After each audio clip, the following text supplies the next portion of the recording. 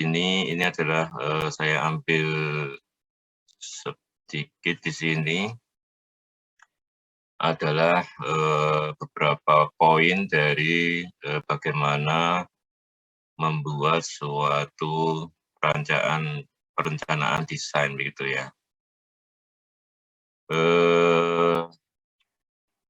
Karena kita menggunakan Sigle ya, maka tentunya ternyata ada perbedaan yang tidak terlalu banyak, tapi ya ini kita berdasarkan mechanical engineering desainnya Sigle untuk proses desain itu tidak sebanyak yang disampaikan Pak Alif, tapi banyak feedback-nya di sini. Tapi pada umumnya yang pertama sama ya, jadi yang pertama sama, yaitu mengenal kebutuhan di sini. Ya. Dari situ kita coba ikuti ya, punyanya Sigle. Ya. Ini yang dipakai oleh Sigle, konsepnya seperti ini. Poin 1 tidak ada perbedaan, tapi di beberapa hal ini mungkin disingkat, dijadikan satu atau seperti apa ya. Pada dasarnya hampir sama di sini. Baik, kita ikuti yang punyanya Sigle di sini. Dia menjelaskan tentang ini dalam rangka ini ya, mengidentifikasi kebutuhan di sini adalah tentang fungsi di sini. Ini contoh sederhana saja tentang kursi di sini disebutkan. Jadi kalau kunci bentuk ini mungkin fungsinya hanya satu ya. Jadi hanya untuk duduk saja misalkan begitu. Kemudian ini fungsinya jadi ada tambahan, ada bisa membuat untuk bersandar ya, untuk punggung. Kemudian di sini ada tambahan lagi fungsinya untuk sandaran tangan di kulit tangan, dan seterusnya ini banyak lagi, bisa butuh berputar macam-macam ya. Ini tentang fungsi. Jadi suatu benda itu dirancang untuk memenuhi fungsi-fungsi tertentu gitu. Nah, di sini beberapa faktor desain yang perlu dipertimbangkan sangat banyak ya. Jadi, tapi tidak semua benda harus mengikuti semua ini, mungkin hanya ada yang beberapa. Ya, mungkin kalau yang bendanya penting dan perlu kebutuhan yang kompleks ya harus memenuhi banyak hal gitu. Tapi pada dasarnya ini adalah pilihan ya, yang bisa dipilih sesuai dengan kegunaannya tadi. Nah, di sini elemen kunci dari suatu produk di sini dibagi 3 hal saja, yaitu tentang fungsinya tadi, kemudian tentang bentuknya ya, kemudian tentang materialnya. Ya. Jadi untuk fungsi dan bentuk mungkin benda ini mungkin kita akan perlu bantuan dari desain produk ya. Jadi kita perlu bantuan. Tapi kalau material ini bagian kita, karena kita yang tahu bagaimana menghitungnya begitu. Nanti kita kebanyakan di material. Dan ini adalah hubungan antar ketiganya ya, di mana semua itu mengacu pada satu hal di sini adalah biayanya.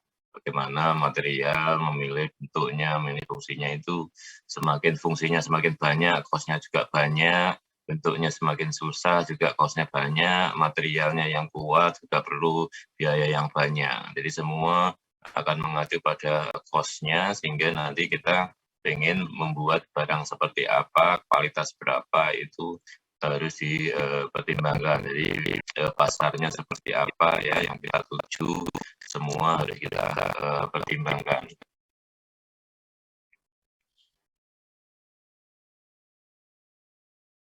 Ya, ini yang bagiannya yang di kita ya, bagaimana menggunakan materialnya, sifat materialnya seperti apa, nanti akan kita bahas sifat material apa yang dibutuhkan, kemudian fungsinya mungkin secara teknis ya, kemudian cost-nya, dan ketersediaan materialnya seperti apa, dan ini atau semuanya di atas ini.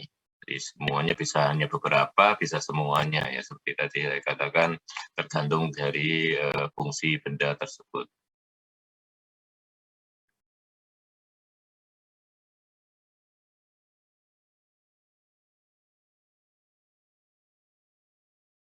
Jadi ini pilihan ya, ini pilihan pertanyaan pilihan ya.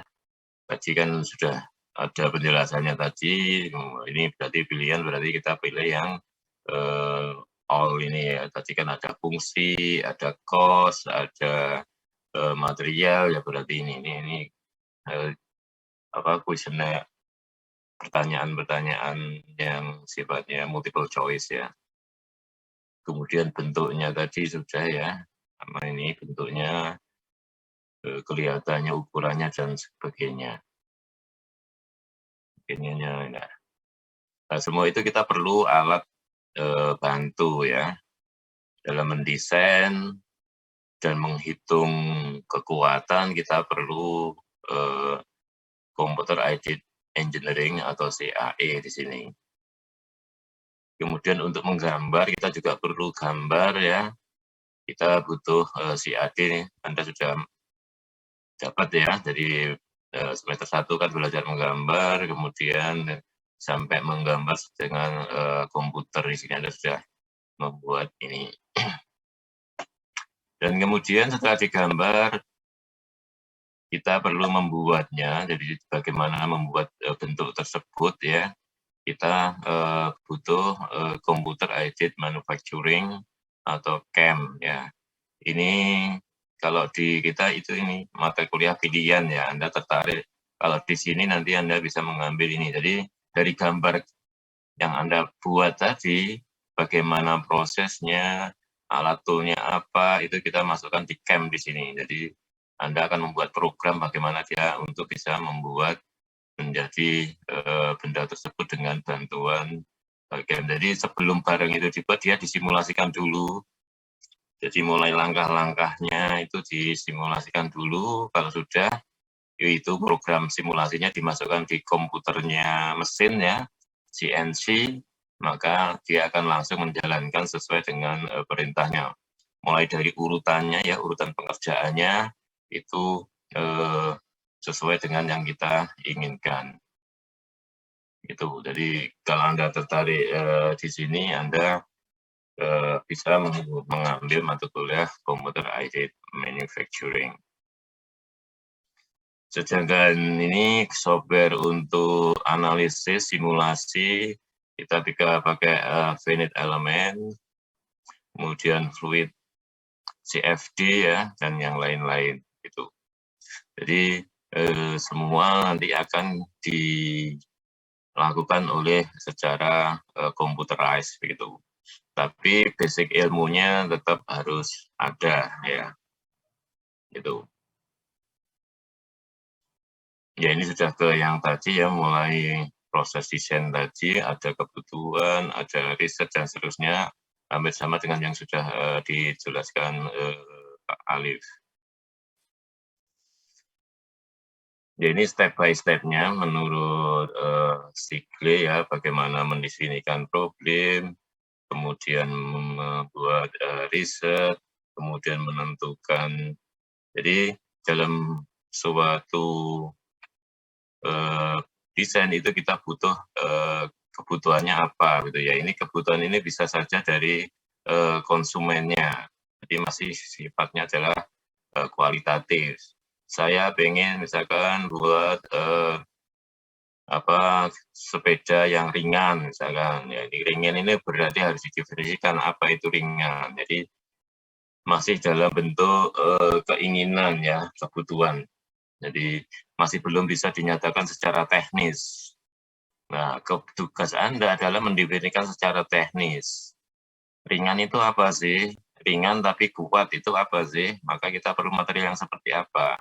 Ringan dan kuatnya itu seperti apa? Anda harus mendefinisikan. Dan melakukan riset bagaimana mendapatkan variabel tadi. Jadi membuat research, membuat perhitungan ya, memformulasikan rumus apa yang dipakai ya. Jadi apakah kita ini ilmunya hubungannya dengan fluida, hubungannya dengan heat transfer. Kalau dia tidak ada temperatur tertentu ya, ilmu apa yang dipakai itu Anda harus melakukan risetnya. Nah, setelah ketemu ya, maka Anda memerlukan solusinya, penyelesaiannya. Nah, penyelesaiannya inilah biasanya pakai software-software tadi. Kita dibantu oleh software tadi karena yang bisa kita dapatkan dari perumusan itu untuk problem yang sederhana ya, problem yang sederhana, bentuk sederhana yang bisa diselesaikan secara manual itu seperti itu. Tapi kalau bentuknya kompleks ya, kasusnya kompleks, maka kita perlu alat bantu untuk bisa menyelesaikannya. Dan biasanya dia itu solusinya tidak hanya satu ya. Jadi akan ada banyak solusi dan Anda harus memilih solusi yang tepat di sini. Jadi Anda harus memilih mana yang terbaik di antara metode-metode atau cara-cara yang sudah didapatkan dari hasil riset ini. Kemudian dites ya. Mungkin ini Anda bisa baca nanti, kemudian dilakukan testing. Berikutnya ini masing-masing ini diberi tanda kuning, ini kita membahas ini begitu ya, poin-poinnya ya. Untuk selection base ini kita punya perlu modeling data macam-macam di sini, kemudian dites. Nah, dalam membuat suatu benda, kita tidak lepas dari tidak semua benda itu kita buat sendiri. Kalau membuat sendiri tidak ada ya pabrik di yang ada itu semua dibuat sendiri. Mesti ada bagian yang dia mengambil dari industri lain begitu. Maka kita harus tahu standar di sini karena untuk bisa benda itu dipasangkan dengan produk kita ya, sebenarnya kita harus mengenal standarnya. Jangan sampai kita membuat tapi ternyata di pasar tidak ada gitu ya, misalkan buat baut, buat poros, buat piring, itu ada standarnya, ada yang membuat yang memang spesialis untuk membuat itu. Jadi kita tidak akan membuat sendiri. Sehingga harus Anda mengenal standarnya. Dan juga masing-masing industri itu juga punya kode sendiri-sendiri. Anda harus mengenal kode-kode yang ada di industri tersebut. Jadi ada standarnya ya, ada kodenya di sini. Nah, nanti kalau Anda menghitung tadi, ya, misalkan Anda perlu menyambung, perlu baut, itu ada standarnya, atau kalau itu juga ada kodenya, kalau Anda menggunakan punya siapa, itu punya kode sendiri-sendiri. Jadi misalkan piringnya, piring itu ada yang punyanya SKF, ada punyanya NTN, punyanya siapa itu mempunyai kode-kode sendiri. Misalkan juga untuk misalkan Anda beli ban ya, ukurannya itu ditentukan oleh kode yang sendiri-sendiri, urutannya tidak sama ya. Bisa saja seperti itu. Nah, jadi Anda dalam membuat sesuatu dan Anda butuh barang yang tidak dibuat sendiri, Anda harus tahu standar dan kodenya di sini. Ini beberapa kode yang ada untuk piring, ini ada kodenya APMA ya, ada APMA, ada yang lain-lain, ada yang kalau American itu IEC, dan material pun juga begitu ya, standar material tidak punya kode sendiri-sendiri. misalkan ada yang ASTM, ada yang ANC, dan yang lain-lain. Ini banyak sekali kode yang ada di sini. Nah, seperti tadi juga tentang ekonomi ya, masalah ekonomi. Jadi bagaimana kita menghitung cost-nya ya masing-masing ini sesuai dengan kualitasnya tadi. Jadi semakin teliti suatu benda ya ini dilihat dari kekasaran permukaannya, kemudian dilihat dari toleransinya, semakin toleransi semakin kecil itu memerlukan biaya yang tinggi. Jadi tahun ada kriteria ya yang kasar, yang halus itu harganya bisa berlipat-lipat di sini. Jadi tergantung dari mana paling bisa menghasilkan barang bagus, perlu proses yang rumit, dan ya perlu alat yang teliti. Jadi kalau misalkan membuat sesuatu yang tidak terlalu bagus ya pakai alat yang sederhana saja bisa, tapi kalau harus teliti, ketelitian sampai sekian mikron gitu ya, perlu alat yang presisi. Ya itu yang perlu diketahui. Jadi dalam hal ini ada toleransi tadi ya, toleransi itu seberapa telitinya, kemudian juga kekasaran permukaan itu hubungannya dengan biaya untuk produksinya, ya biaya untuk membuatkannya. Gitu. Kemarin juga dijelaskan tentang break-even point-nya ya, barang itu akan mencapai titik di mana modal yang dikeluarkan dengan untungnya itu tidak ada sama ya, itu disebut sebagai break-even point. Jadi kalau Anda hasil produksi Anda di bawah ini ya Anda masih rugi ya, masih rugi. Sehingga Anda kalau seperti itu harus membuat produksi yang lebih banyak, bisa dijual lebih banyak, itu baru Anda menerima keuntungan gitu. Nah jadi kalau produksi sedikit ya tentunya kita masih rugi ya gitu. Dan itu nanti ada di ekonomi teknik ya, Anda akan ada belajar pelajaran yang hubungannya dengan ekonomi teknik, itu Anda belajar tentang menghitung ini, menghitung investasi begini.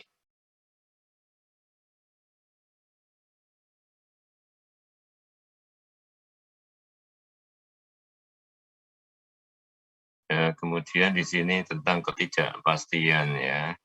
Jadi setiap produk itu mesti ada ketidakpastiannya karena namanya alat ya, kadang alatnya sudah dipakai lama, aus begitu sehingga hasilnya tidak baik, itu ada ketidakpastiannya di sini. Sehingga Anda harus kontrol ya, bolehnya menyimpang itu berapa, harus ada kontrolnya di sini. Kalau sudah menyimpang ya Anda harus merepair alat-alat yang untuk proses tersebut.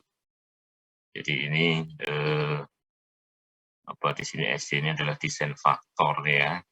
Desain faktor ini hubungannya dengan keamanan dari desainnya ya. Jadi misalkan bebannya sekian, kemudian kemampuan materialnya itu harus di atasnya. Jadi desain faktornya itu harus lebih besar dari 1 tentunya. Kemudian di sini ini parameter allowable load-nya ya, ini kebalikannya aja ya. Ini di atas, ini di bawah. Oke lah.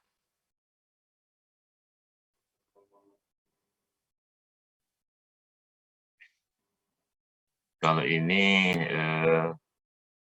reliability, nanti Anda juga belajar tentang reliability. Jadi tingkat probabilitasnya di sini ya, reliability itu adalah secara statistik mengukur probabilitas kemungkinan dari elemen itu untuk tidak gagal saat digunakan. Jadi itu angka reliability-nya berapa ketika misalkan reliability-nya yang harusnya yang satu itu kan 100% ya. Jadi desain, misalkan kita mendesain ini kuat sekian ya harus sekian, tapi pada kenyataannya tidak seperti itu. Ya, ini kita lihat dari reliability-nya berapa persen tingkat tidak adanya gagal pada material tersebut. Jadi misalkan dari 1000 bagian yang dibuat ya, suatu komponen itu misalkan kita buat 1000, dari 1000 itu ada 6 yang gagal, maka kita sebut bahwa reliability-nya itu adalah 1 dikurangi 6 per 1000, yaitu kegagalan, kemungkinan gagalnya adalah 99,4%.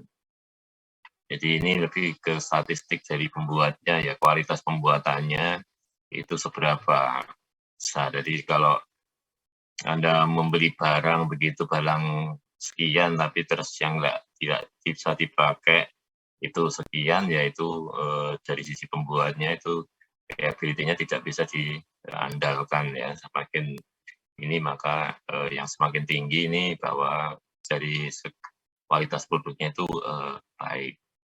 Jadi kalau seperti ini kan biasa saja kontrol kualitasnya tidak baik, ya, gitu.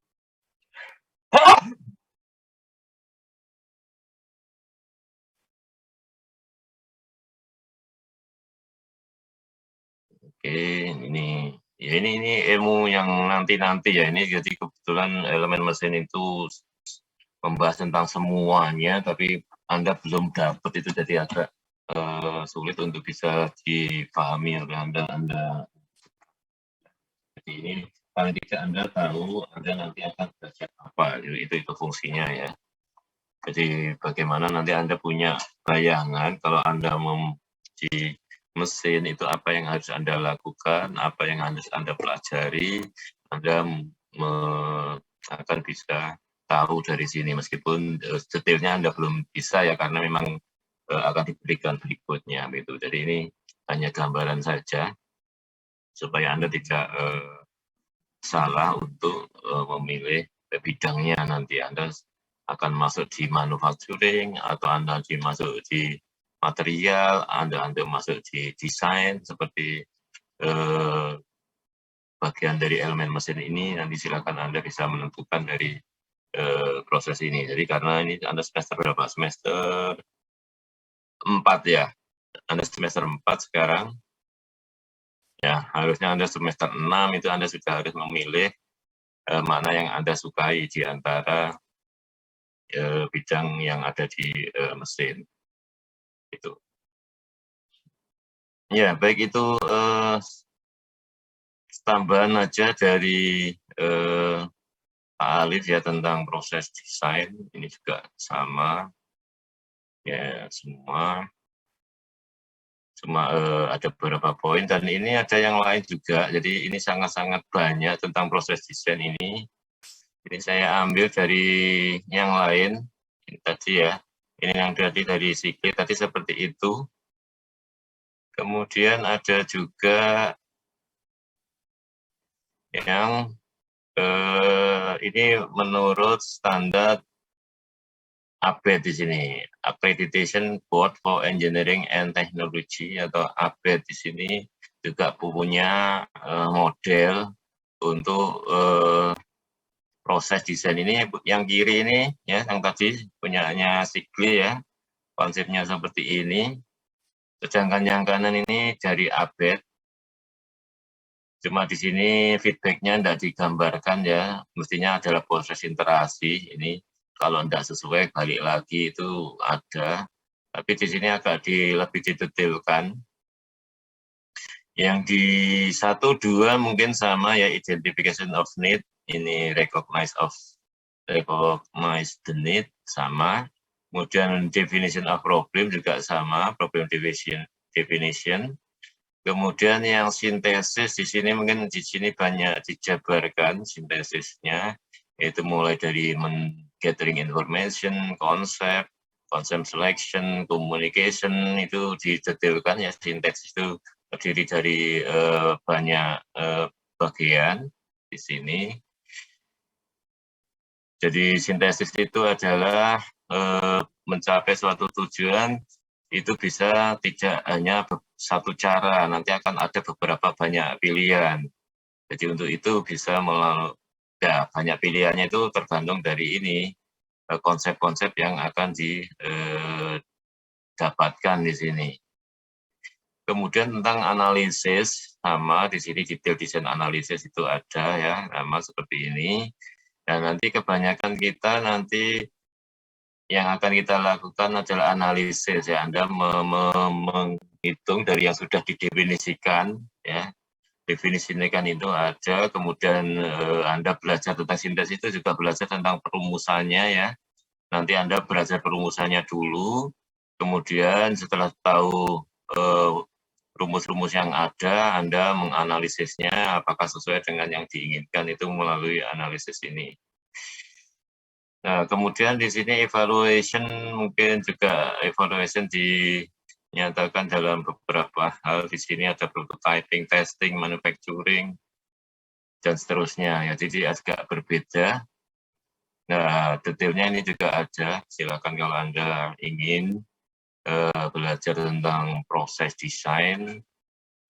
Ini mulai dari awal ya, mulai satu persatu, recognize, ini juga didefinisikan masing-masing. Jadi silakan Anda baca, Anda bandingkan kira-kira seperti apa.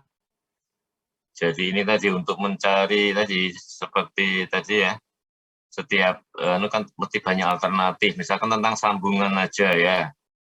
Tentang sambungan ini tentang crane. Crane itu alat angkat ya. Itu nyambungnya pakai apa? Pakai welding, ada yang pakai rivet. Ya, ini cost-nya berapa dihitung ya. Jadi menentukan banyak alternatif, nanti Anda harus memilih nanti. Kemudian dievaluasi, mungkin dikasih skor ya, skornya berapa, begitu. Nanti akan ketemu, oh yang bagus untuk sambungannya pakai rivet misalkan, atau pakai welding, tergantung ya kebutuhannya apa gitu. Jadi di sini kalau ini dilihat di sini, untuk sambungan mungkin yang angka besarnya di 9,6 ini adalah yang rivet misalkan itu. Jadi ini proses menentukan mana yang baik di antara alternatif ini ya. Ini kan banyak alternatif ya. Untuk merancang greenfield banyak alternatif sehingga mana yang akan dipilih. Ya begitu ya. Jadi silakan dibaca sendiri, beda antara masing-masing ya, berarti sudah ada 3 usulan, 3 model bagaimana memproses desain ya. Jadi modelnya yang disampaikan Pak Alif kemarin, kemudian modelnya punyanya Sigle, dan ini modelnya punyanya Abed. Anda tahu Abed itu apa ya? Ini adalah akreditasi sekolah teknik ya. Jadi sekolah teknik punya akreditasi yang disebut sebagai ABET di sini. Jadi Accreditation Board untuk Engineering and Technology. Jadi kita mengacu pada standarnya ABET. Dan kalau itu Anda merasa kurang, ya itu ternyata untuk proses desain saja sudah ada bukunya di sini. Jadi bagaimana mechanical design proses itu dijelaskan dalam satu buku yang cukup lengkap di sini ya. Jadi silahkan dipelajari kalau Anda tertarik, karena ada bagian yang belum itu yang jadi masalah. Jadi mungkin setelah selesai atau itu Anda bisa mempelajari lagi bagaimana mendesain yang baik supaya bisa diterima oleh customer di sini. Ya. Jadi itu karena kita hanya belajar tentang bagian kecilnya, ya, yaitu tentang material selection, kemudian tentang propertiesnya, dan menentukan aman kekuatannya. Itu untuk elemen mesin, kita hanya mengambil bagian itu. Tentang bagaimana membuatnya itu bukan bagian dari kita. Gitu. Baik, itu ya untuk bab 1 dari Sigle, Anda bisa pelajari. kalau kurang tadi seperti tadi bisa mengacu pada yang lain atau mungkin banyak contohnya di situ atau punyanya update, Anda bisa pelajari sendiri ya karena waktunya cuma hanya 1 kali pertemuan dan kemarin sudah dipakai untuk kelas umum kemarin. Baik, sampai di sini ada yang perlu ditanyakan.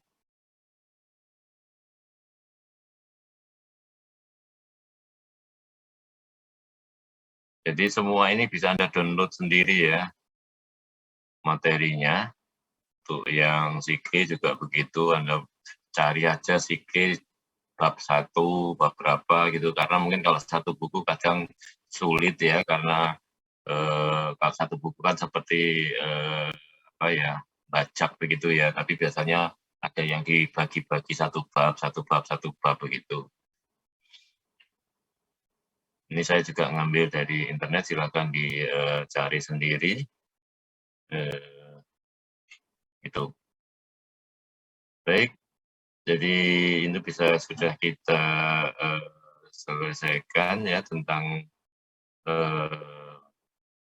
proses desainnya.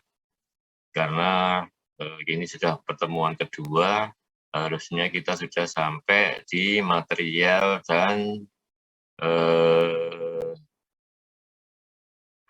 kekuatan dan tegangan ya. Jadi ini kita minggu pertama itu tentang proses desain, kemudian minggu kedua ini ya kita sekarang ini harusnya adalah tentang material dan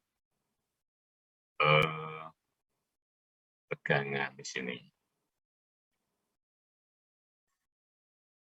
Ya, baik.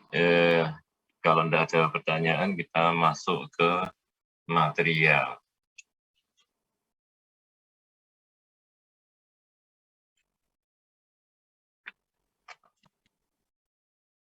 Ya, di material di sini banyak bahasan yang tidak mungkin kita jelaskan satu persatu. Jadi cuma kita coba petakan. Ini saya sudah membuat peta di sini. Yang poin 2 sampai 26 ini mungkin yang kita pelajari.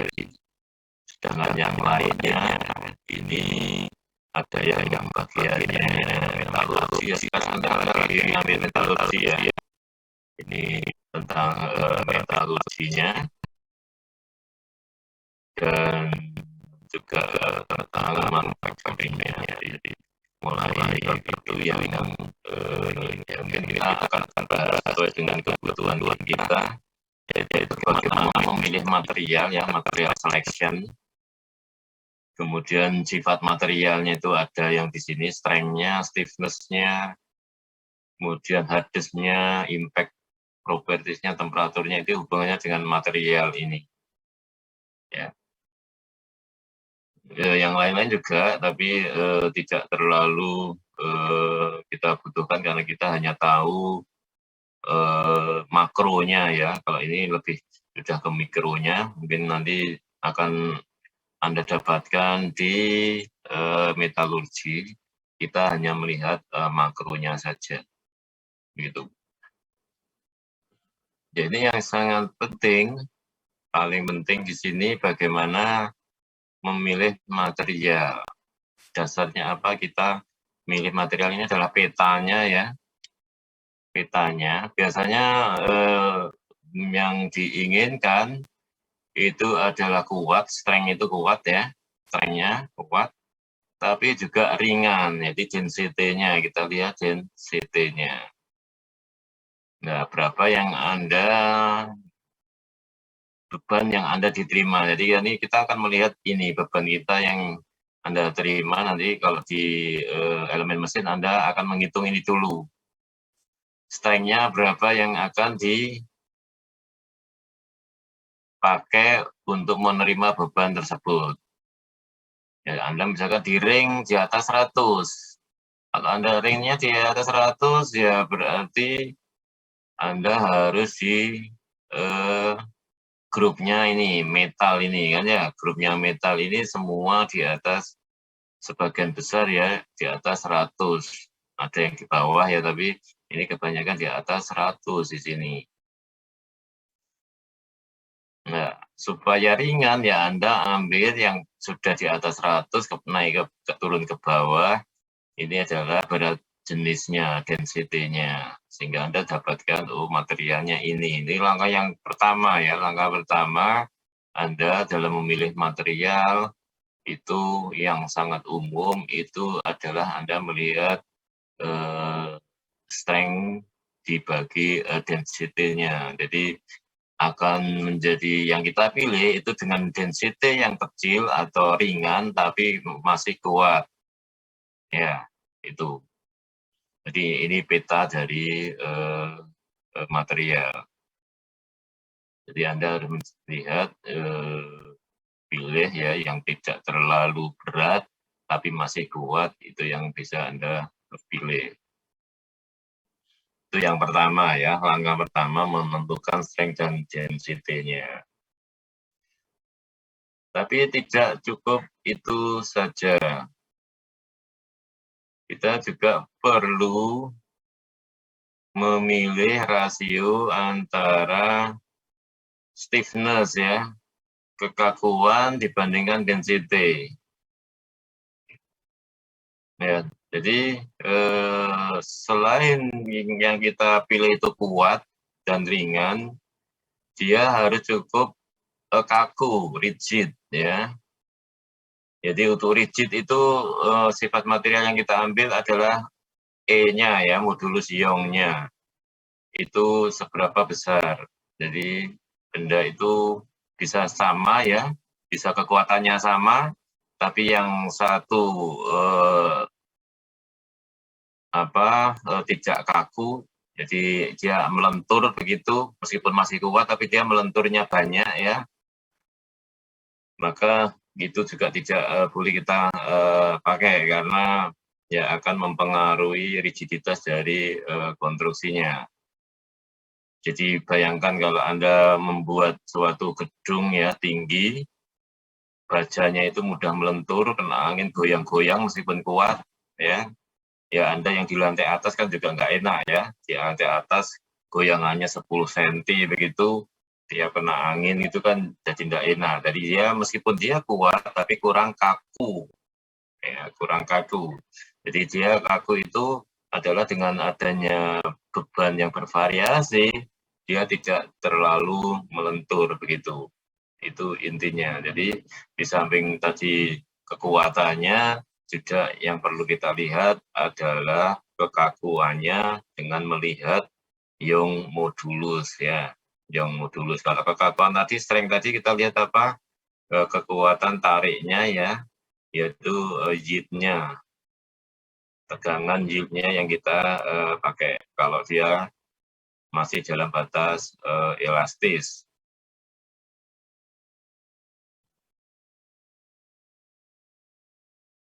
Ya ini guideline untuk memilih yang modulus itu ya. Jadi hitungannya misalkan yang beta itu adalah ini ya kemiringannya ya beta itu. Jadi beta 1 itu untuk berfungsi untuk aksial, sedangkan betanya setengah itu adalah untuk bending. Jadi contohnya saja kita mempunyai beban aksial ya di sini kekakuannya itu sama dengan luasannya dikalikan modulus elastisitas dibagi panjangnya. Di mana kalau dibalik di sini luasannya adalah K kali L dibagi E ya. Sedangkan masanya A kali L dibagi rho kan begitu, sehingga kita dapatkan berapa maksimum dari E per rho-nya sini. Nah ini ada guideline-nya ya, mana yang kalau 1 itu kan berarti ininya 45 derajat ya, kemiringannya di sini.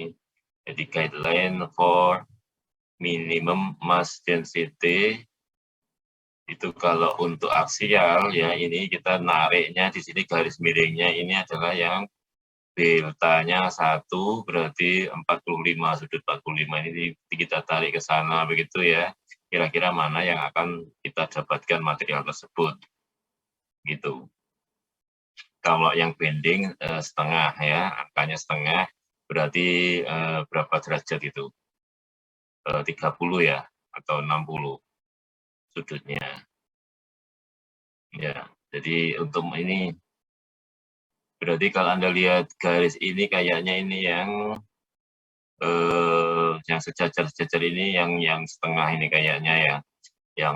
Yang satu itu yang tegak ini. Itu. Yaitu panduan saja untuk menentukan nilai dari yang mau dipakai berapa. Per rho-nya berapa itu kita punya caranya di sini. Ya, tentang itu tadi untuk milih ya, memilih tadi. Mungkin ada yang belum paham. Anda metalurginya belum sampai di apa? Sekarang lagi apa, membahas apa? Sudah ada uji tariknya belum? Ya. Belum. Sudah. Sudah, Pak. Sudah ya. Ya, baik. Jadi untuk ini adalah uji tarik ya. Mungkin saya singkat aja karena sudah. Jadi uji tarik itu yang dilihat di sini ada panjang awal dan diameter awal, kemudian ditarik, bebannya ditambah sampai patah ya. Itu uji tarik itu seperti itu. Nah, di sini ada pengukuran tegangan. Ya, tegangan itu di sini berdasarkan luas awal ya, dan meskipun P-nya naik, tapi tegangannya dihitung pada luasan awal. Jadi dianggap penambangnya tidak berkurang, padahal nanti saat akan ada necking itu luasannya berkurang ya. Sedangkan panjangnya juga begitu, nilai strain-nya itu panjang yang terukur dikurangi panjang awal, dibagi panjang awal itu adalah strain-nya. Sehingga ini bisa digambarkan secara grafik di sini, yaitu yang disebut sebagai diagram tegangan regangan. Ya, ini kita punya titik-titik penting, yaitu di PL itu adalah proporsional limit, ya. Jadi proporsional limit itu adalah suatu titik di mana ini masih linier, ya, masih linier. Kemudian naik sedikit itu adalah elastic limitnya. Jadi tidak ada permanen deformasi sampai batas elastis limit ya. Jadi pada elastis limit ini tidak akan ada deformasi, jadi tidak ada permanen deformasi. Jadi setelah ini, kalau ini kita sampai di sini kemudian bebannya kita hilangkan, ya kembali ke posisi awal di sini. Kemudian kita punya yield strength, ini yang kita biasanya pakai tadi, yield strength tadi yang kita pakai untuk mendesain, kita biasanya batasnya adalah yield strength. Jadi di mana suatu titik yang akan di sini mulai terjadi signifikan plastik deformasi. Jadi setelah ini ya, titik batas di sini, setelah itu tentunya akan ada signifikan deformation ini, dan itu biasanya angkanya 0,2% dari ini. Jadi panjangnya ini ya, kalau ini kata-kata garis sejajar dengan proporsional limit tadi, ini adalah 0,2% di sini. Jadi batas O sampai A ini ya, ini adalah 0,2%. Kemudian dia naik sampai di ultimate. Ultimate itu maksimum stress. Kemudian dia akan turun di sini. Sebetulnya tidak turun ya. Karena ini sudah terjadi deformasi plastis, maka tentunya penampangnya harusnya tidak sama. Jadi kalau ini tadi kan kita bagi karena tidak ada deformasi, ini masih kita bagi dengan penampang A0 kan ya. Nah, harusnya di sini setelah ini kita membaginya tidak dengan penampang A0, tapi penampang yang sesungguhnya.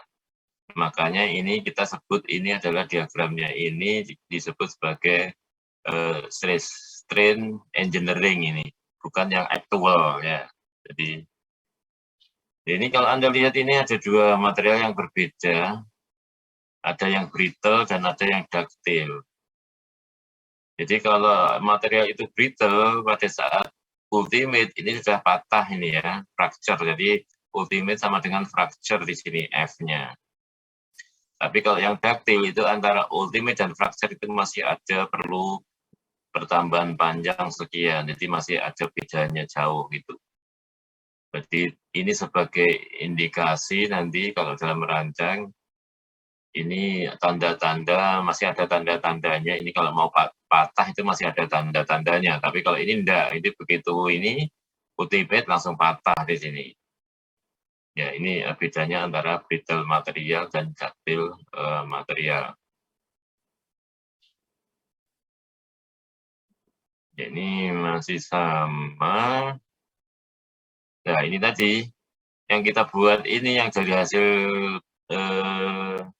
pengujian ini kenapa dari ultimate ini turun ini karena ini menggunakan masih engineering strain stress diagram, yaitu tegangannya didasarkan pada luas penampang awal ya. Tapi kan seperti tadi bahwa dia akan terjadi necking di sini yang diukur di sini luasannya menjadi turun di sini ya.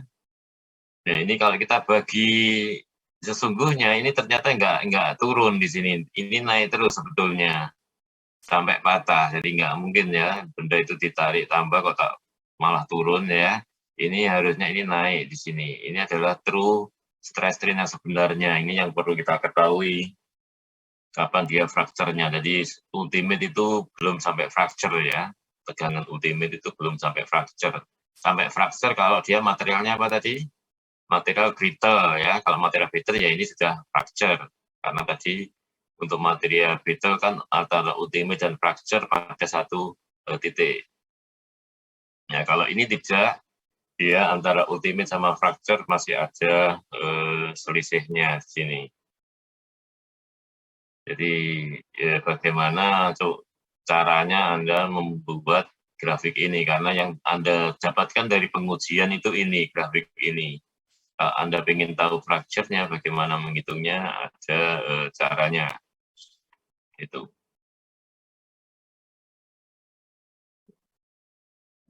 Oke, kemudian di sini untuk material metal itu umumnya adalah kekuatan tarik itu sama dengan kekuatan tekan ya.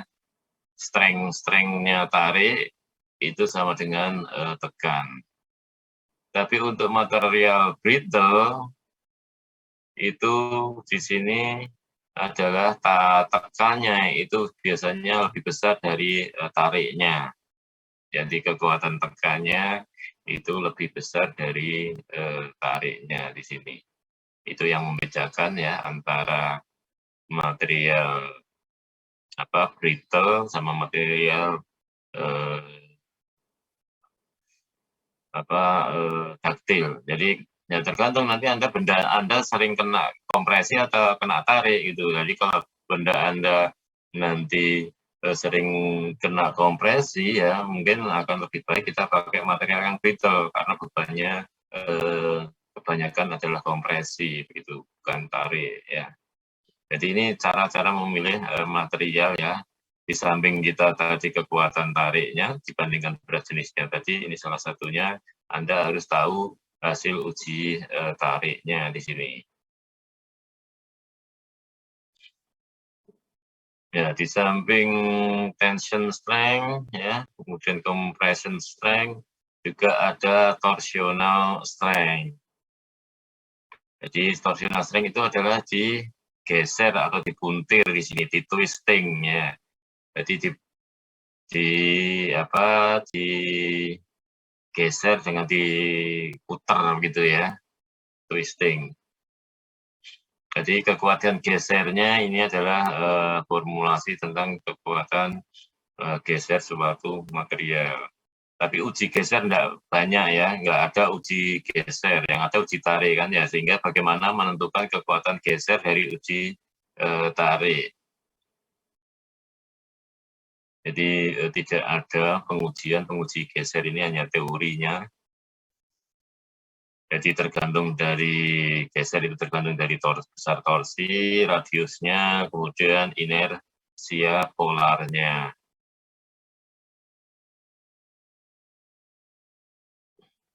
Oke, itu dari sisi ini ya, torsional strength, kekuatan geser, kekuatan kompresi, kekuatan tarik ya. Ya biasanya kekuatan geser ini mungkin di MKM sudah dijelaskan ya, kekuatan geser ini berapa daripada tariknya. Anda kan belajar tentang lingkaran Moore. Ya, biasanya berapa angkanya?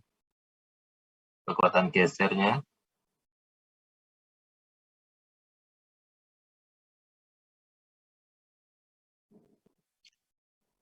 Berapa? Kekuatan geser adalah setengah dari kekuatan tariknya ya.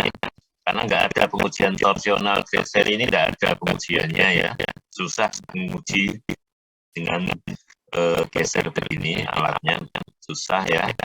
Maka dari teorinya lingkaran Moore kemarin, kita tahu bahwa kegeser maksimum itu adalah setengah dari kekuatan tariknya. Jadi itu angka batasnya, strength torsional strength-nya itu adalah setengah dari ini kan hitungan ya, strength apa kekuatan geser yang terjadi, tapi batasnya ini kan tegangan ya.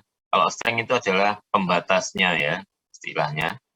Jadi torsional strength harus lebih besar dari yang terjadi. Ini kan yang terjadi kan sekian, berarti yang ini adalah dibandingkan dengan tegangan tariknya dibagi 2 itu adalah torsional strength-nya itu. Baik, itu tentang kekuatannya ya, baik geser, normal maupun kompresi, tergantung dari materialnya. Kalau materialnya ductile itu kompresi sama dengan tarik itu sama. Sedangkan kalau kekuatan material brittle itu kekuatan tarik dan kekuatan tekannya tidak sama. Baik, sekarang parameter yang lain yaitu tentang resilient. Apa itu resilient? Resilient itu adalah energi yang diserap ya. Jadi modulus resilient itu adalah energi yang diserap tanpa adanya permanen deformasi. Jadi masih dalam batas elastis ya. Kan permanen itu kan saat di atasnya elastis ya. Jadi ini bawahnya elastis, jadi ini disebut sebagai modulus resilient. Jadi berapa energi yang mampu diserap oleh dari itu. Jadi fungsinya misalkan untuk bumper gitu ya. Bumper itu kan kalau kena tumbukan kecil dia akan kembali ke semula, jadi masih bisa kembali ke semula, namanya permanen itu ya. Kita kasih pelan gitu ya, masih akan terjadi deformasi permanen. Jadi ada material yang mampu menyerap banyak di sini. Ini modulus resilient ini adalah kan energi, jadi luasannya besar sehingga mampu menahan energi yang lebih besar. Itu istilahnya adalah modulus of resilience. Jadi Anda butuhnya material itu untuk apa? Apakah hanya menahan beban? Apakah dia ada juga fungsinya untuk bisa menyerap energi? Ya, kalau terjadi tumbukan misalkan, maka Anda harus memilih modulus resilient yang besar di sini. Kemudian kalau energi total sampai fracture itu disebut apa? Disebut sebagai toughness ya, ini caranya untuk resilient ya. Untuk elastis linear ini luasnya penambang ini ya berarti ya ini kan luasan dari segitiga ya. Segitiga ini regangannya ini hubungannya ini masih pakai hukum Hooke ya, maka dinyatakan dalam bentuk regangan semua. Jadi regangannya sudah diganti ya, kan harusnya energi itu adalah setengah kali tegangan sama regangan aja. Jadi regangannya ini kali ini kan keluar segitiga ini. Keluar segitiga ini kan adalah setengah regangan kali tegangan kan gitu. Sedangkan karena ini masih dalam proporsionalnya tidak berubah bentuk, hubungannya adalah hukum Hooke ya, maka regangan itu diganti menjadi tegangan dibagi E kan begitu, sehingga ini menjadi kuadrat di sini per E-nya ini adalah tegangannya sendiri, regangannya adalah SE per E. Jadi ini makanya ini angka setengahnya. Jadi ini energinya adalah besarnya seperti ini besarnya. Sedangkan kalau energi yang diserap sama capacity di sini ya, kapasitas baterai untuk menyerap energi tanpa aktivitas sebelumnya ya, ini luasannya lebih banyak di sini. Jadi sebelum berangkat di sini yang diserap ini yang disebut sebagai istilahnya toughness ya. Jadi ada tahu listrik itu apa, itu apa, tekanan itu apa, tekanan limit itu apa, tekanan akal itu apa. Ada harus paham dan tahu penggunaannya bagaimana. Ya, luasnya di pendekatan di sini karena bentuknya sudah lagi bukan segitiga ya.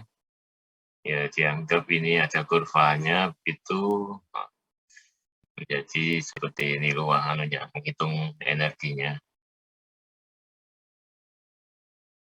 Jadi menghitung banyak ya sudah perlu di karena sudah hukum tidak berlaku ya di sini pasal toughness di sini untuk yang PDSUT di sini ini hukum itu tidak berlaku sehingga nggak boleh dipakai regangan partnernya ini ya, regangan partner ini nanti menjadi regangan nggak boleh ya, nggak boleh diakhiri di sini sehingga tetap harus dinyatakan seperti